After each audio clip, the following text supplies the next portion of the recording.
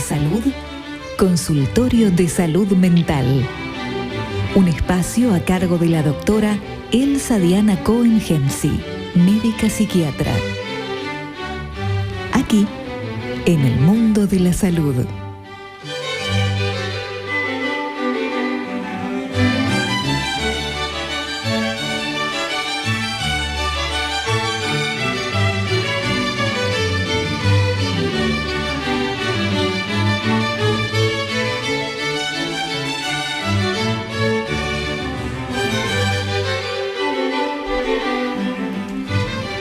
Muy bien, estamos aquí en este bloque dedicado a la psiquiatría con la doctora Elsa Diana Cohen-Hemsi, médica psiquiatra, para hablar de un tema sumamente pedido, muy Así importante. es. Las enfermedades psiquiátricas en el adulto mayor.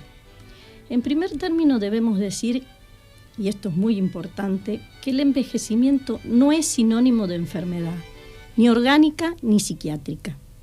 Hay sí una disminución de las reservas funcionales en el adulto mayor y consecuentemente una disminución obviamente de la homeostasis, o sea, de los procesos internos.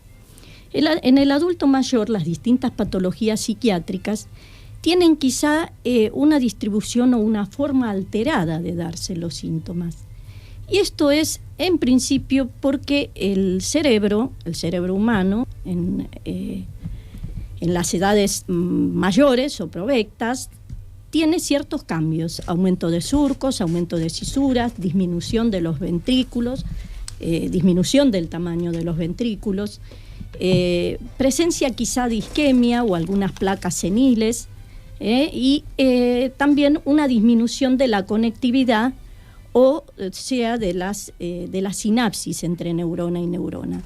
Todo esto va llevando a una situación en la cual el adulto mayor tiene una menor capacidad de adaptación y lo lleva también a una situación de, vamos a decir, de introspección, lo que algunos llaman el balance vital de la vida del paciente.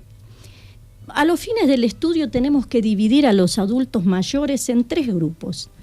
Primero, los autoválidos completos, que como dice su nombre, no necesitan, vamos a decir, ayuda para sobrevivir y adaptarse al medio social y familiar.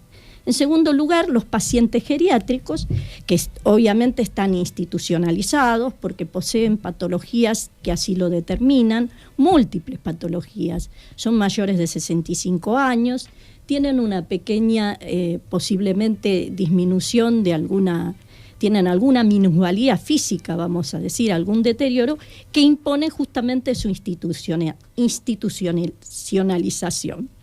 Bien, el tercer grupo es el que llamamos nosotros anciano frágil o de alto riesgo. Estos pacientes sí van entrando en lo que hoy se da en llamar la cuarta edad. Es decir, son mayores de 80 u 85 años, que viven solos, que tienen pluripatología, que tienen minusvalías físicas importantes, deterioro cognitivo, algún cuadro de depresión y fundamentalmente una situación económica precaria. Y esto lo soslayamos porque en realidad esto va un poquito de la mano de las afectaciones de todo tipo y obviamente de las psiquiátricas. Como vemos en estos tres grupos, el sesgo de la enfermedad va a tener distintos cambios, va a tener distintas presentaciones. Así hablamos del trastorno bipolar, que es una enfermedad que ataca a individuos jóvenes, pero que puede por arrastre llegar a edades más avanzadas, con sus dos aspectos, ¿no es cierto?, de manía y de depresión. Hay también una bipolaridad tardía de mayores de 50 años. Los trastornos psicóticos, en segundo lugar, que son a estas edades más vinculables a trastornos tóxicos o trastornos metabólicos y generalmente van de la mano de las demencias. No olvidar que hay algunos medicamentos como efedrina, L-dopa, carbidopa, metilprednisolona, los corticoides, algunos de ellos, y variados sedantes e hipnóticos que pueden provocar problemas psicóticos. De todas maneras, vamos a decir que las enfermedades más comunes en el adulto mayor son las 3D. Y ¿cuáles ellas son las 3D? Delirium, demencia y depresión. Delirium es un estado confusional agudo en el cual se obnubila la conciencia, el paciente se encuentra confuso. ¿Por qué decimos de que es un cuadro agudo? Porque son cuadros que se dan habitualmente con descompensación de tipo orgánico. Son pacientes que a lo mejor una infección urinaria los torna confusos, o una infección respiratoria, que son las dos más comunes a estas edades.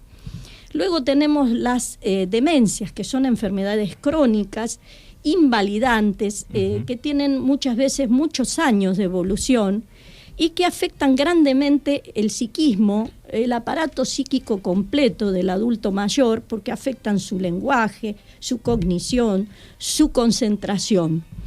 Estas enfermedades, y puntualmente me olvido de decir lo más importante, que es la memoria. Si hablamos de memoria, tenemos que hablar de la enfermedad de Alzheimer, que es la que tiene más prevalencia en estas edades. La enfermedad de Alzheimer, que como sabemos es crónica, de una evolución entre 10 y 12 años, que tiene también, sumado a todo esto, alteración en las praxias, es decir, en las actividades motoras. Y esto sucede porque, como sabemos, aquí ya hablamos de enfermedad de Alzheimer, hay toda una situación en la cual no solamente el paciente de Alzheimer no puede aprender cosas nuevas, sino que va perdiendo las que ya tenía como bagaje cultural. Doctora, ¿se puede prevenir el Alzheimer? También lo hemos dicho acá, la mente en acción es prevención. Es un aforismo que acuñamos y que tiene plena vigencia. Es decir, hacer actividades que desarrollen la intelectualidad. Por ejemplo, ¿los crucigramas pueden ayudar? Totalmente.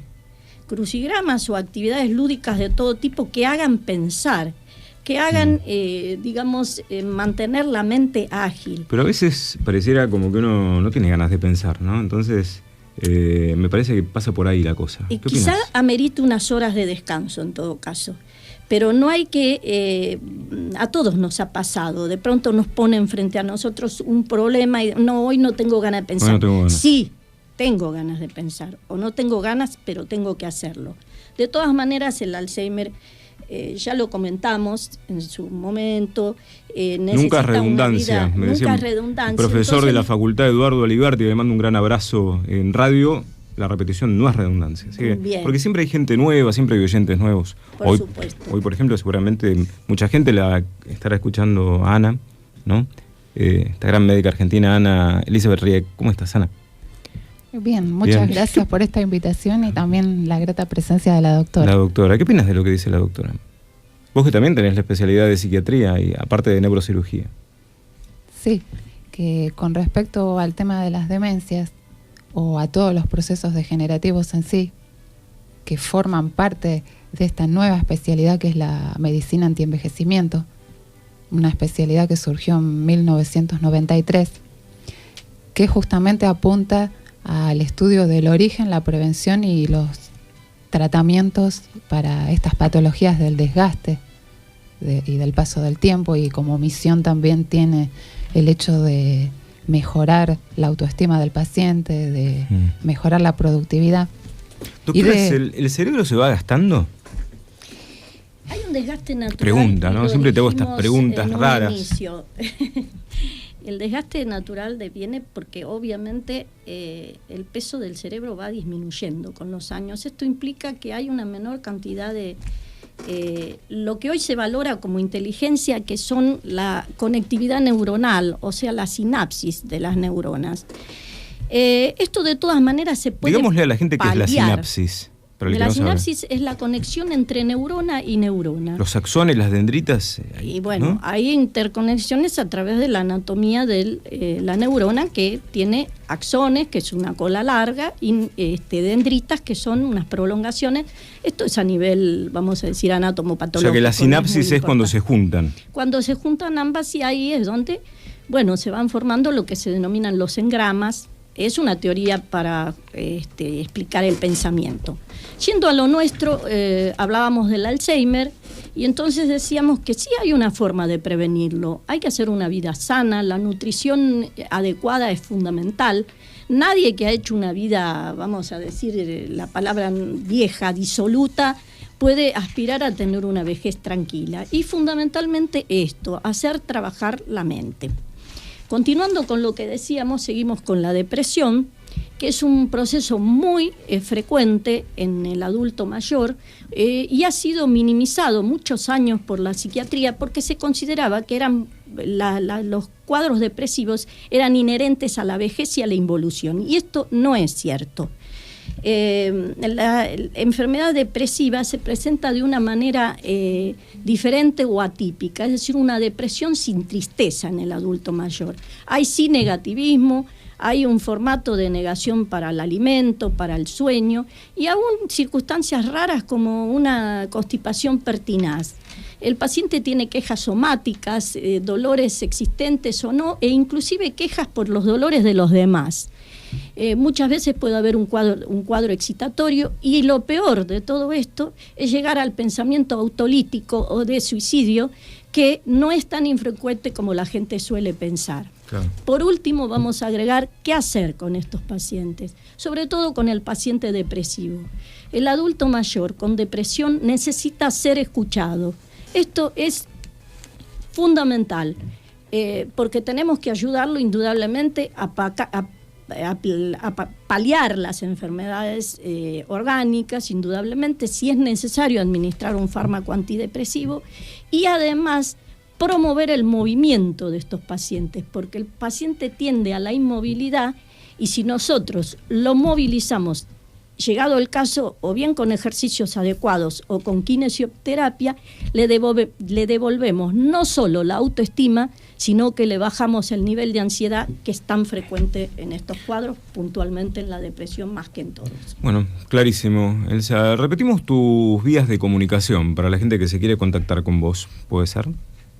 Bueno, me buscan en la página poniendo mi nombre, en este caso figura Diana Hemsi,